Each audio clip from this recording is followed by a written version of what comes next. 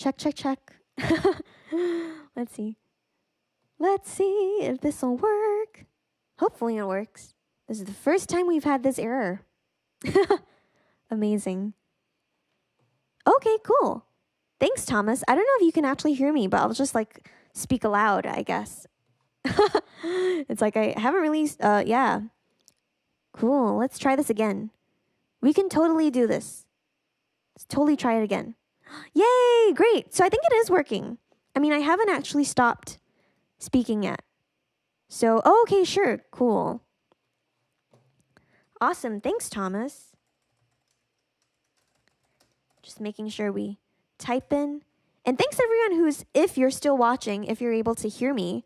Yeah, that was very bizarre. That was probably the first time in my life that that's ever happened to me. But yeah, I just got disconnected for the stream, which was kind of bizarre. But anyway, here we are. We're back. Thanks so much, everyone, for your patience. So let's keep going. And if you do want to watch the replay, you can always scroll back to the first part, and you can always watch that, or you can always just continue with me. And I'm also recording, so I do hope that, I think Thomas and I from 343 Labs will probably lias a little bit later, and if we can do like a compilation of those two and upload that, then that might be cool. So yay, welcome back everyone, thanks so much. Chroma Beats and Capel maybe? Leo Peralta, yeah, welcome back. And Mike, yeah, oh, better but still stuttery. Well, at least we're all here though, so I do appreciate all of your patience. Let's see if we can keep going.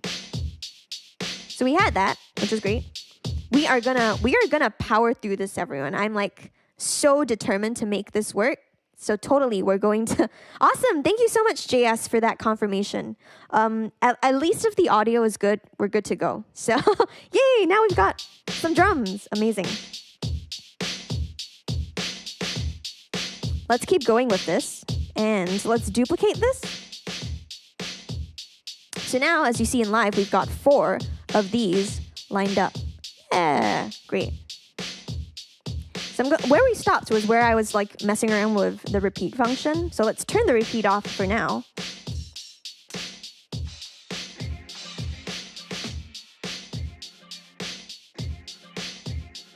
And let's actually put in this particular drum sound. I do quite like it. It's more of a sample, actually. But let's also check a couple of the other samples. I do recall that we had a bunch of samples around, so just jogging my memory a little bit. There's that, which is pretty cool. And maybe that could even be used as our key reference for later. So keep in mind, keep an ear out for that, everyone. I think we also had a vocal chop over here. That's gonna be pretty cool. Yep, that's definitely going to be our key for this. Cool. Cool. So I'm just going to add in a couple of claps to... Cool.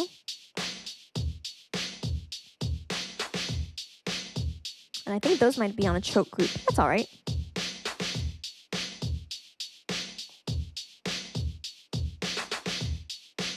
Very cool. So we'll make one more duplicate, and we'll start adding in our sample.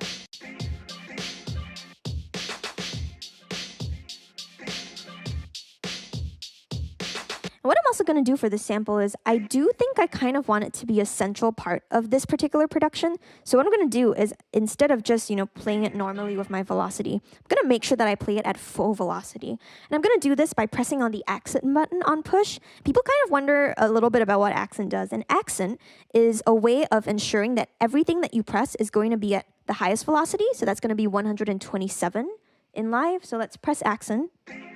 Now that particular sound is always going to be super powerful. So, and let's put that in. Let's just put that in at the top of each bar, I think, because it might be a pretty cool, loop in itself. So maybe switch it up a little bit.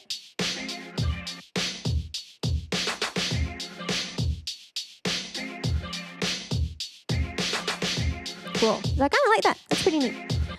So yeah, let's see. Now that we've got our drums, I don't know if anyone remembers this, but if you can give me if you tuned in last week, and if you remember the 4 pillars of music production that I talked about, go ahead and type that into the chat. If you remember the 4 pillars, maybe if Dave is still tuning in, Dave's a student of mine who just took a lesson of me over the weekend. If Dave's still tuning in, maybe he remembers from our workshop that we just did yesterday.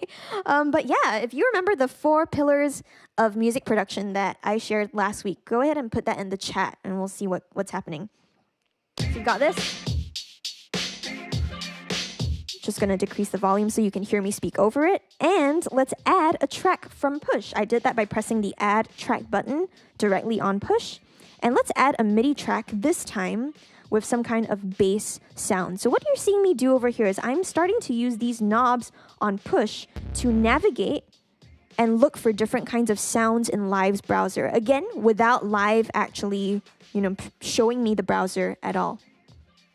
So let's see if we can keep scrolling through over here. Scroll, scroll, scroll. If Push isn't freezing on me, which it seems to be doing now, and that's okay. It also seems that Live is frozen, but maybe this is a good opportunity to... Oh, great. Excellent.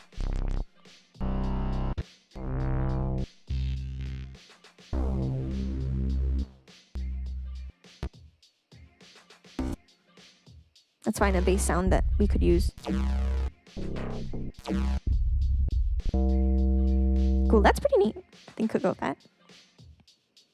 But what I was about to share, while we wait for this to load up, I was going to share that even though Live froze and all of us kind of saw it froze, it was pretty cool because we were still playing audio. So that's one reason why I love Live. I think it's really sturdy for live performance. Also, Leo Peralta, thank you so much for all of that. It's totally drums, melody, chords, and bass. Or I like to think of it oftentimes as drums, bass, chords, and melody. Chords being harmony. So drums, bass, harmony, melody. And yeah. Well done, Leo gets the virtual cookie.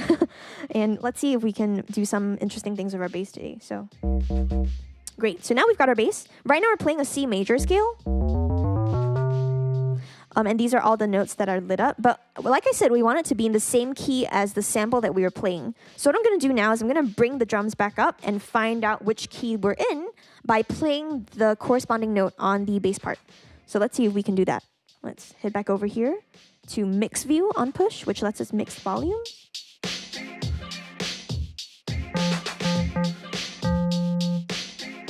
Cool.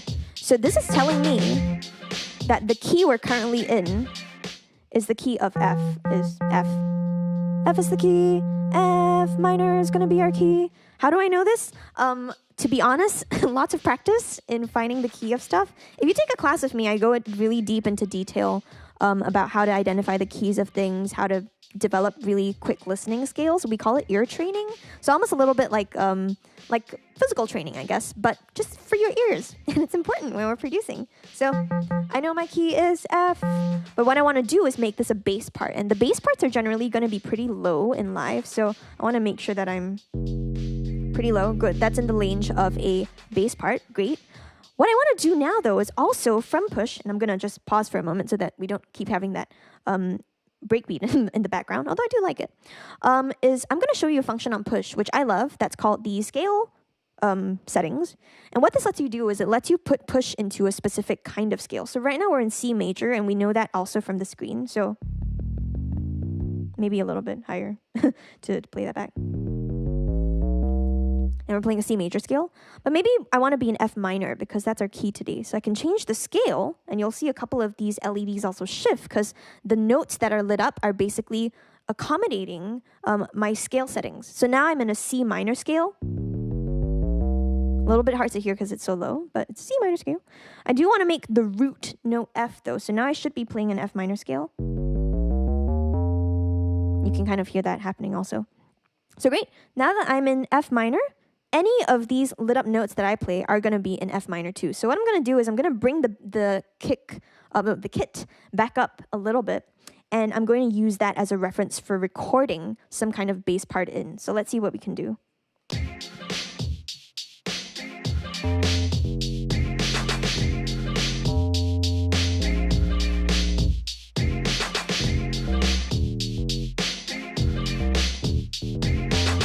Cool, let's see if we can do that.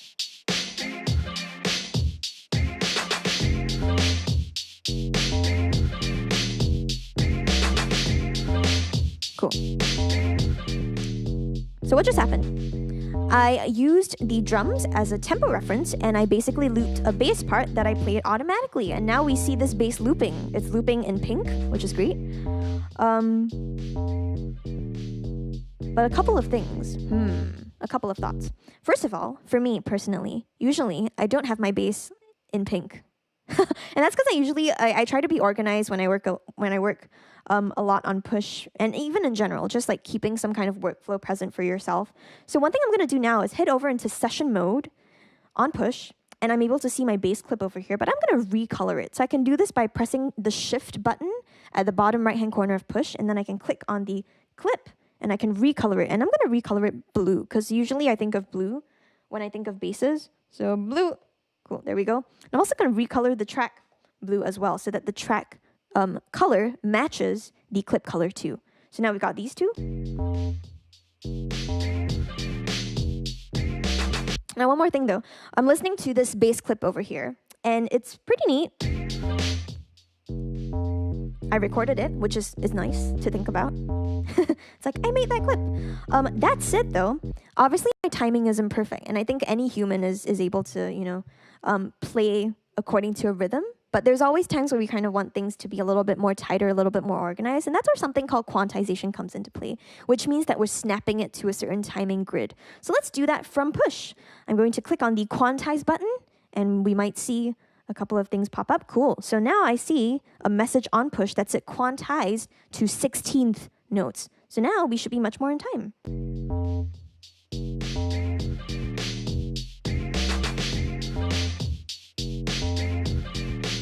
Cool. And I've got this as well. So yeah, let me see if I can pop over to the chat. We're right about the half hour marks, just kind of checking in with folks. Ooh, an interesting conversation has spawned in the chat. Very cool. People talking about DAWs. Yeah, absolutely. I think jumping on a little bit with what a couple of other people said, I think Nikunj and Roller as well as Dave. Yeah, I think there isn't really a best DAW, but I think it's more important to find a DAW that works for you. And oftentimes, when you hear opinions from people, they're people's opinions. That's what they are. So some people are going to think that things are better, more efficient. And I honestly do think it depends on your workflow. And to be honest, that's something that you only can develop after you've been doing this for a while. So my advice, if you are still trying to pick up a DAW, and I usually don't like giving advice just because, it's so different for people, but maybe a suggestion I could make is to choose a DAW first and then get to know it, and then you can decide if you like it or not.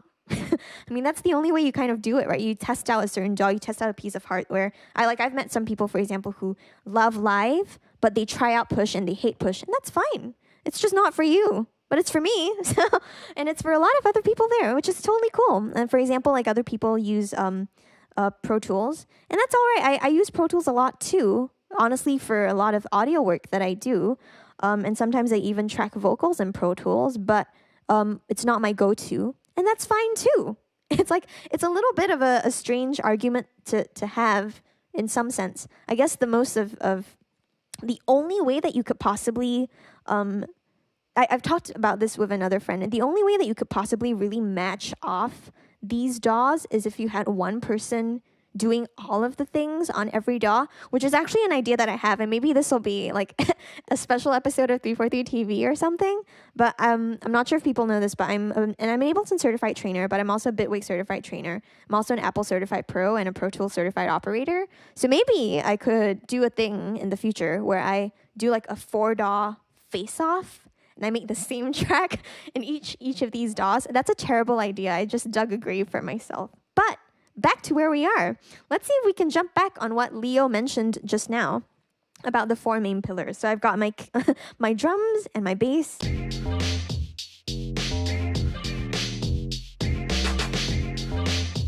But yeah, just a quick thought. Yeah, now that I think about it, I do know already off the top of my head how to kind of replicate this in all the DAWs that I use. So maybe that could be a thought. We'll see in the future. If you think that should happen, let us know in the chat.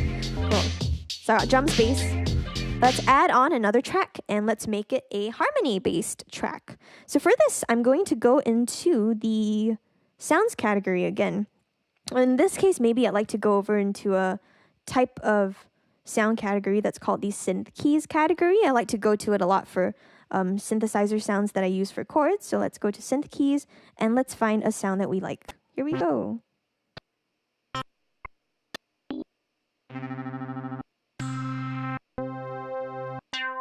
Ooh.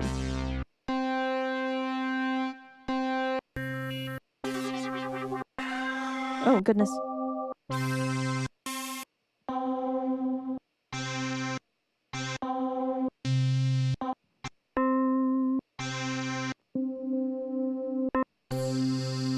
So you could honestly do this for days when you're kind of like scrolling through presets. I do kind of like this pulse though, so I'm going to click load and it's going to load up on push over here. Probably in a different color, and I probably will recolor it because yeah, usually keys in my hit aren't really green. They're a little bit more of some kind of purple. So let's do purple. Great, so now we have purple keys. Yay! Awesome. And we're also in a very low octave because if you remember just now we were doing bass, which is generally in a low octave, but for keys, we should try to be a little bit higher. So let's see if we can add some to this.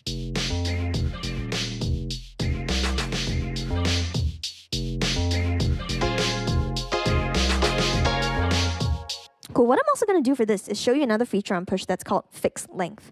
So this is kind of like if I know that I want to record a 4-bar loop or a 2-bar loop or anything like that, I can turn fixed length on. And what Push is going to do is every time after that duration passes, it's going to automatically loop things for me so that I don't have to press the record button on Push again to stop and record another clip. So let's see if we can get started with this. Let's click on fixed length. And now I've got my fixed length set to 4 bars, and I think that's pretty neat. So I'm going to keep it there.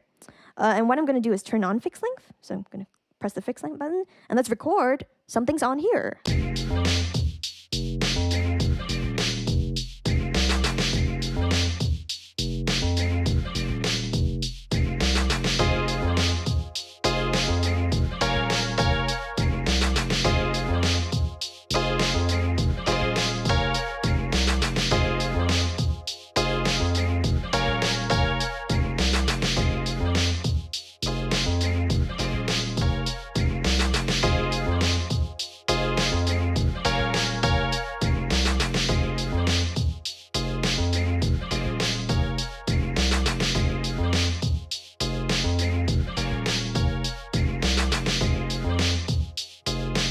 Cool.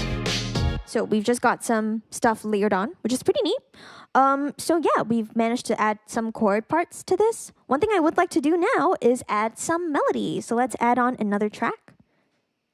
And let's put some kind of melodic sound on. Now, similar to what I mentioned just now about how synth keys is oftentimes one of my go-to categories for harmony parts, I think a lot about the synth lead category being one of my go-tos for melody parts. So let's see if we can find that category. Scroll, scroll, scroll, scroll, scroll, scroll.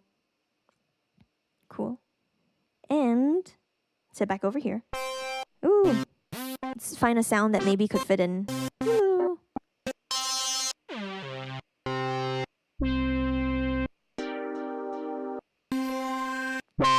Ooh.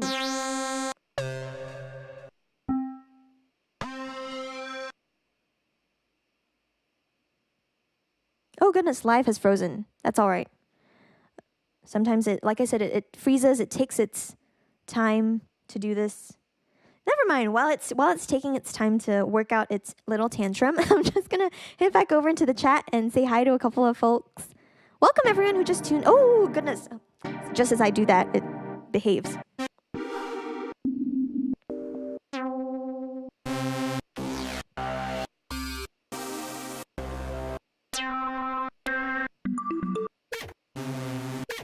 Goodness. Okay, let's choose that. It's so interesting. Some of these, I when I'm scrolling through them, I almost feel like they shouldn't be lead sounds, but they are. So they are in the lead category.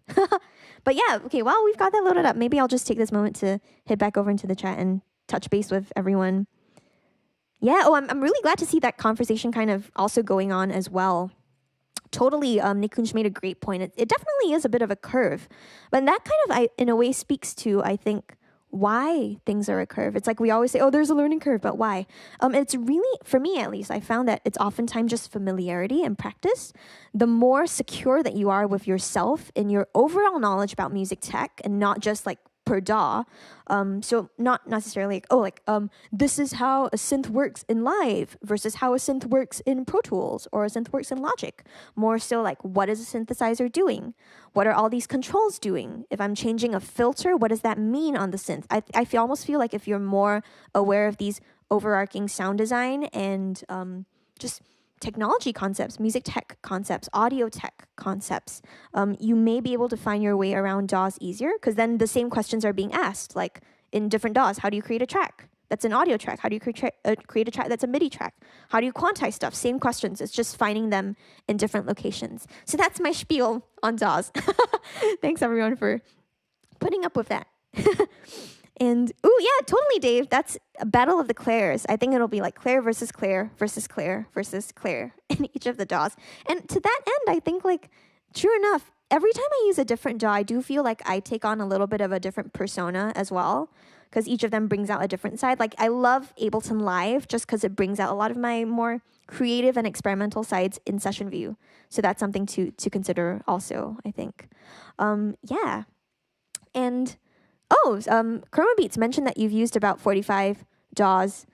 Yeah, that's interesting. And maybe that's I do apologize if if maybe using you directly as an example says anything, but if you would let me, I do think that using that many DAWs in a way speaks a little bit to the idea of, it really proves my point just now about, not locking down on a DAW and just getting things done. Sometimes I find that we do have to buckle down, and I find myself doing this too. It's like we spend a lot of time debating things, but we don't actually do things.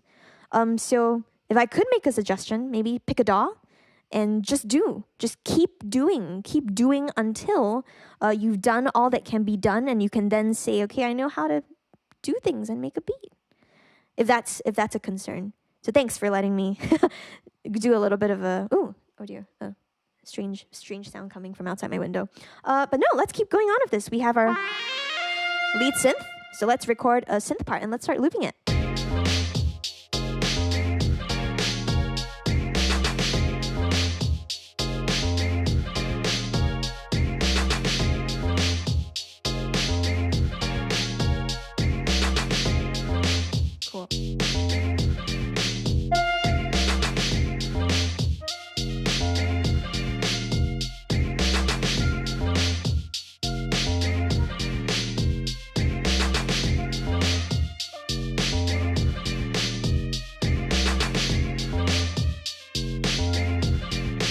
Cool.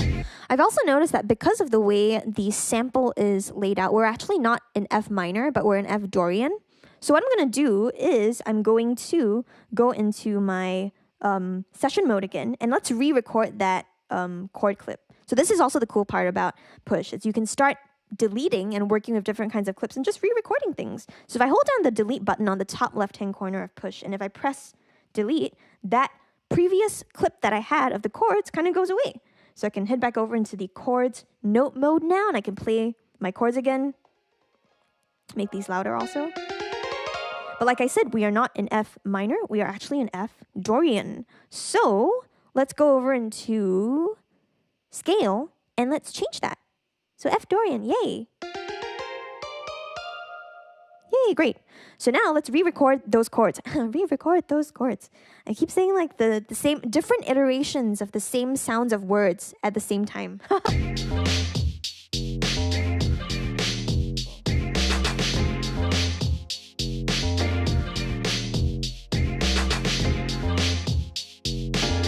Cool. So here we go.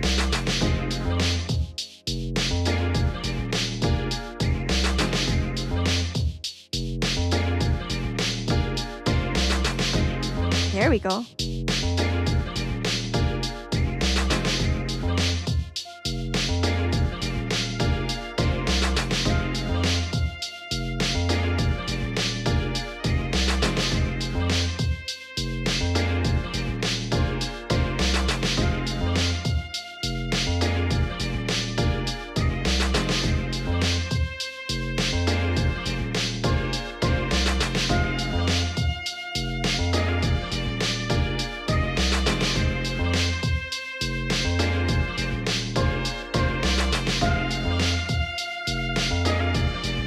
So now we've got our 4 different kinds of parts, which is pretty interesting.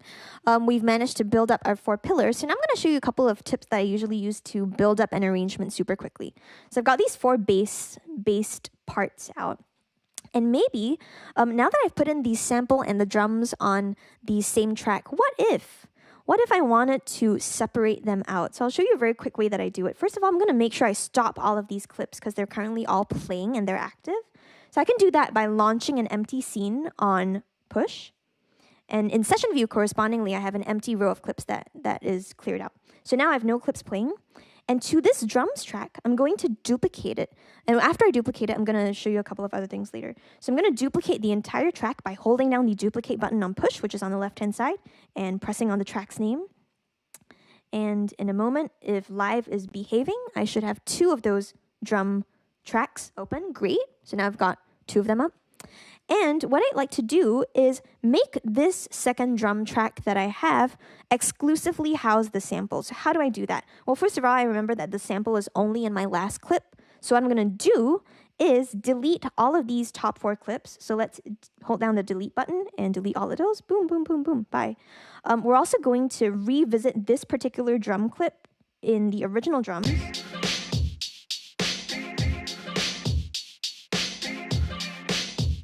And refind that sound that we had, which was this particular sound. And I'm going to delete the things that I have over here. So I can hold down delete. And with this pad selector, I can tap on it. And it's going to delete the notes in that particular synth step. So now I just have the drums. Question though, now where is my sample? If you recall, it hasn't gone away. It's just in a different clip. So because of that, I can come over here. And in this new clip, let's delete all of the other sounds. Or we don't necessarily have to delete the other sounds. What else could we do? Well, oftentimes in music production, we think of a concept of muting stuff, soloing stuff. So that's what we can do. We can solo stuff in drum racks. And we can do that even from push. So now we've got this particular sound soloed. Let me go over into device mode. And this is cool because even though all of the other parts are playing, you're still able to, see what's happening, but you can only hear the sample. And why might this be useful? Well, what if we wanted to put some kind of effect just on the sample? Now we can do that, which is the fun part. So let's add a device to this track. And this is going to be the new sample track that we have. So let's add an audio effect. If you recall what I said at the beginning of this particular stream, on the other side of the stream, any device in live refers to things like instruments, effects, and they could be audio effects or MIDI effects. So let's add some kind of audio effect to this. Let us add a filter delay, which is probably one of my favorite and perhaps most underused effects, but it's basically giving you filtered reiterations and delays. So here we go. Let's go over into the ad. Let's load this up and let's play this back right now. Ooh, kind of hear all of that.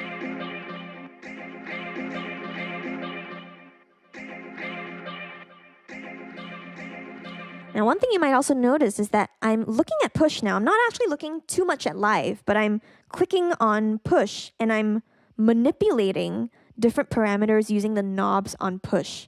So this is something pretty interesting too. Push integrates so well with live that you'll oftentimes have controls on push, like the knobs, automatically map to live. So that's one really great part that I like about it too. And you can kind of see me toying around with all of these different knobs in a way. So let's see.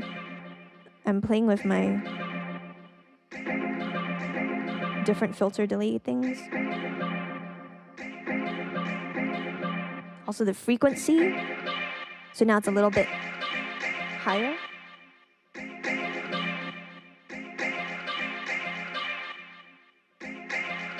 And I kind of like that. So let's see what it sounds like in context with everything else. I'm going to head back over into this particular view, which is, again, session mode. And let's play all of these clips at the same time.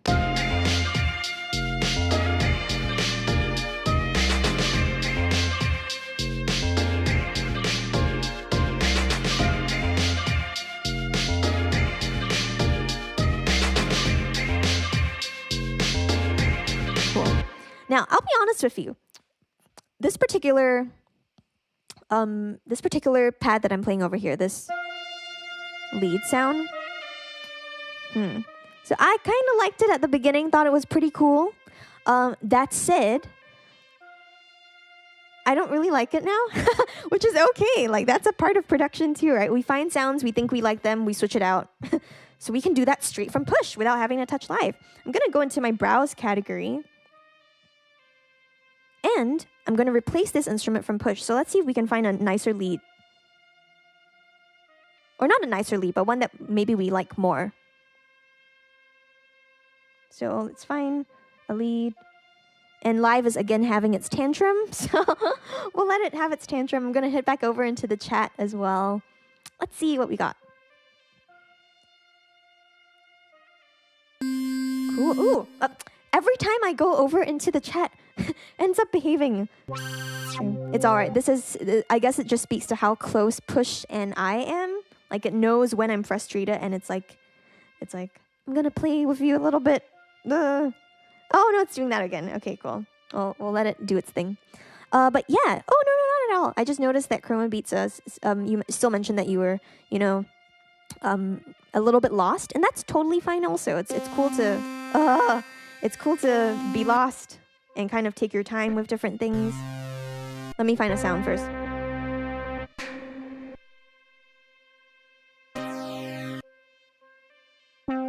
Cool, let's try that. I think I much like that more. And we'll hear it immediately get replaced. Yay! Oh, cute. Yay! Great.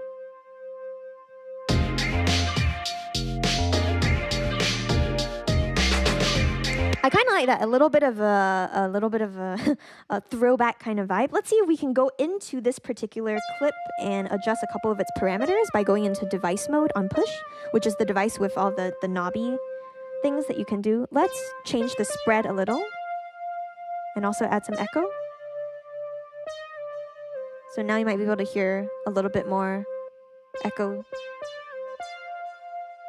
Let's change the filter cutoff also. Make it a little brighter and a less resonant because of that. A little bit more drive to design the sound a little bit more.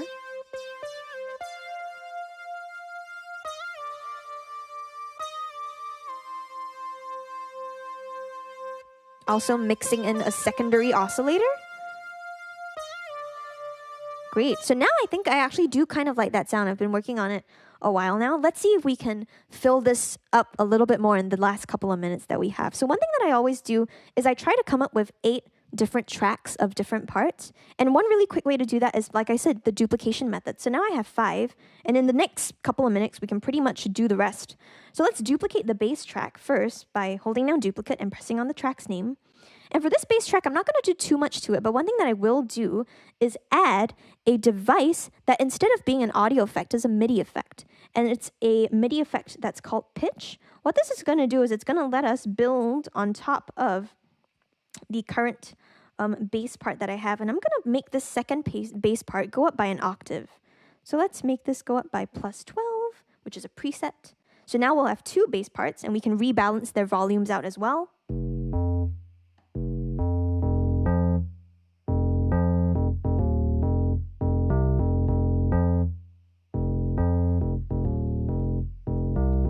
So I kind of like that. It thickens up the sound a little bit. And maybe also to this second track, the second bass track, let's maybe change its timbre just a tiny bit using another audio effect that I'm going to put up from Push that's called chorus. And this is going to add a little bit, differently of a cool chorus. Here we go. Let's load it up. And let's also make this a little bit more intense by upping the chorus. Cool. So we now got a little bit more of like that spread out type of sound, which I kind of like. So let's also stop all of this and let's do a little bit more of the Juno pulse. So let's duplicate that track also. And that was our chords track. So we've got that going. And to this particular track, what we're going to do is a couple of things. Let's add let's actually not add, but let's swap out the different kind of chordal device. So let's do that. We had a Juno Pulse. Let's do something a little bit more. A little bit more piano-like, I think. Cool. So we got that. And I'd also like to put in another kind of MIDI effects. I'm going over to add device now, and let's add on some kind of, let's see, arpeggiator, and see what we got. Arpeggiator, load it up. And now this is what our track will sound like. Also changing a couple of parameters.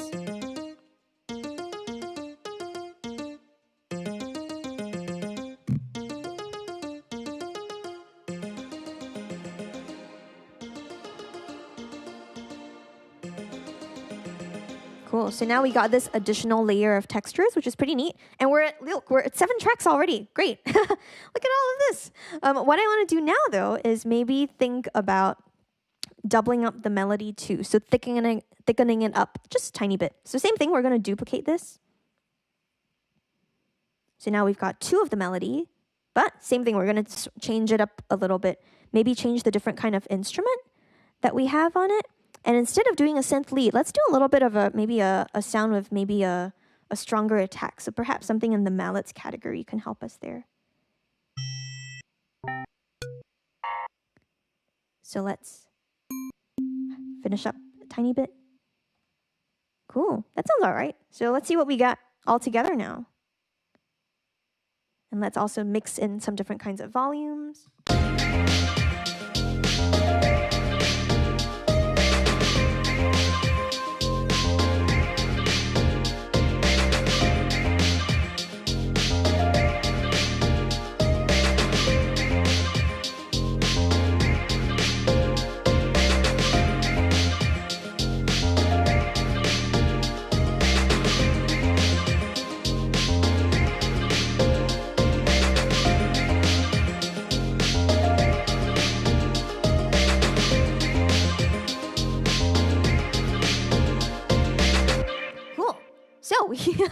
That was pretty much it. And I do know that we're running out of time, but it's been great. And thank you so much again, everyone, for the patience regarding the tech stuff. We did lose a bit of time there, but really appreciate all of you sticking along with us. So at this stage, I'm wondering if, Thomas, are you in the chat?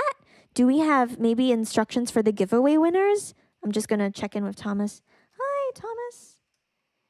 Let's do the giveaway. Cool. So while I'm just checking in with Thomas, I'm just gonna head over to the chat again and maybe check if there are any couple of questions. Yes, this will be available after for replay roll rate. So thanks for your question. And what I might do, and I was talking to Thomas about this too, is I have recorded the first and the second parts of this, so maybe we'll merge it together and re-upload. Not sure. We'll discuss it offline, but definitely some form will be available for replay too. Cool. We have the winners. Thanks, Thomas. And while I'm waiting for the winners, I'll just answer Nikun's question. Would you say that having push really improves your production quality and skills if you're making electronic music? Yeah, I will say that yes, it does if you are already using live. So I think the answer that I have to that is I found that yes, having push improves your production quality and skills if you're making electronic music using Ableton Live and if you already know how to use Live. An interesting consideration that and this isn't like, it really is just coming from me. Oftentimes when I have students who are learning Live for the first time, I often don't recommend buying push because it's like if you take a live class or if you learn Live, for example, if you learn Live at 340 Labs of us, it's not mandatory to get a push. If you like push, after you like Live, then that's great. You can buy one. But, if you don't like Live, if you end up learning it and you don't enjoy it, that's fine. If you have push, by the time you realize that you don't like Live, then you've made an $800 investment into something that you're not actually going to use. So I do think that it improves your production quality and skills if you're making music in Live. Could be electronic music, could be other kinds of music too, could be jazz, any other kinds of things as well. But cool, we have the winners. We have our Ableton voucher going to, drumroll please, Melanie Frizzoli. Melanie, you have won the Ableton $200 voucher. Yay! Cool. Thanks. Cool. I'm just quickly typing a reply to Thomas. So congrats to Melanie. Congrats, Melanie, for winning. Congrats to Melanie for winning the the thing. Okay, cool. The Ableton thing. Goodness, I was like going back and forth. And our pigments goes to drumroll. Or I should find my, where's my drum track on push? I got my snare. I'll show you. This is also why push is great for performance, because you can do things like drum roll or faster than that. Absolutely. We have our pigments going to Raul Rubio. So congratulations to Raul for winning the Arturia pigments. Congratulations to Melanie for winning the Ableton Live voucher. So thank you so much, everyone, for tuning in. Really appreciate all of you sticking through with us, especially with the tech difficulties. Again, we're going to figure out how we can improve things, especially from my end. I do believe it might be something weird between the internet and the OBS connection. Not sure what happened just now when we just randomly disconnected. So that was